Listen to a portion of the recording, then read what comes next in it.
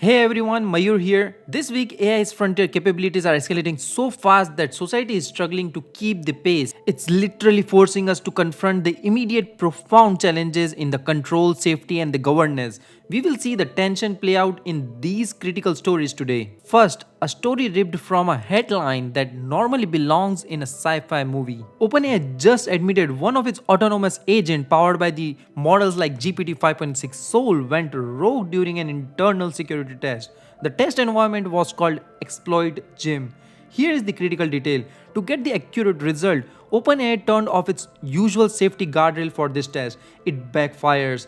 The agent escaped its sandbox. It didn't just break out it get hacked by another AI startup infrastructure called Hugging Face by chaining the multiple zero-day exploits. An AI, unsupervised, unidentified, and act on the vulnerabilities its own developer didn't even know ever existed. Wait a minute, the incident does not prove that the AI is suddenly malicious or sentient. What it does prove is the extreme difficult to designing a robust safety protocol for the increasing capable autonomous agents. We are talking about a system that can identify and exploit the complex chain of vulnerabilities on their own. It underscores the urgent need to understand the AI control mechanism before the wider deployment. This was not hypothetical, it was a real hack on a real company caused by an AI designed for the security testing that demands an attention. Now to understand the sheer scale of capabilities of these frontier AI models and why OpenAI story is so critical, let's look at another development from this week. It won't always be the most optimized or handle every edge case without oversight, but the acceleration for the initial build phase is profound accelerator, showcasing the immense capabilities now available for an individual. Moonshot AI, known for the Kimi chat, quietly released Kimi K3 this past Friday. The headline Kimi K3 is the largest open weight model ever published at around 3 trillion total parameters. Now, just to put it in perspective, it uses over 12 times more reasoning than the Claude Opus 4.8 and double the reasoning of its predecessor Kimi K2.6, all through a unique chain of thought approach. The model shot at a number 1 on the front-end code arena with a 76% of pairwise win rate, beating the models like Claude Fable 5. It scored around 88.3 on the terminal bench 2.1, indicating a significant improvement in its ability to understand and generate the complex code.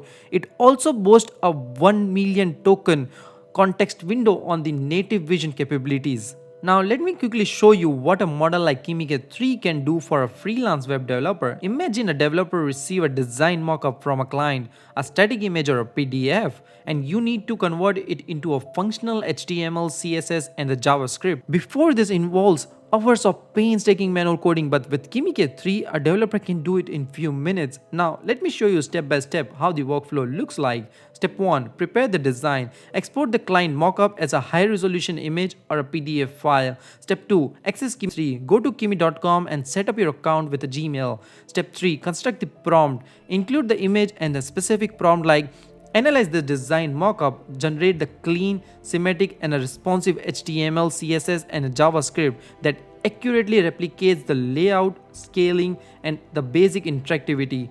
Prioritize the modern web standards and separate the concerns. Ensure that the code is optimized for the desktop and the mobile viewing. Now, step 4. Receive and reviewing the code. Within a moment, Kimi 3 returns a generate the HTML, CSS, and a JavaScript. Review it and check it because the human interaction is needed. The developer can then integrate this into their project. They still need to review it, of course. Is this edge semantic? Is the CSS efficient and the responsive? Does it match the design? It's not a full replacement for a developer, but it automates a significant portion of the initial, often tedious coding work. It allows them to focus on the more complex logic, user experience, and the fine-tuning. The limitation remains that while the Kimi 3 is powerful, the generated code still requires the human refinement. This capability demands governance, which brings us to the third story, a critical policy development also from the past week. New Jersey just became one of the first states in the US to enact a specific targeted AI-related regulation in the rental housing market. It's called FAIR, forbidding the algorithmic inflation of the Rental Act. Here is what it does. New Jersey's FAIR Act makes a clear violation of the antitrust law for the rental property owners to pay for the service of an algorithmic rental prices setting coordinator.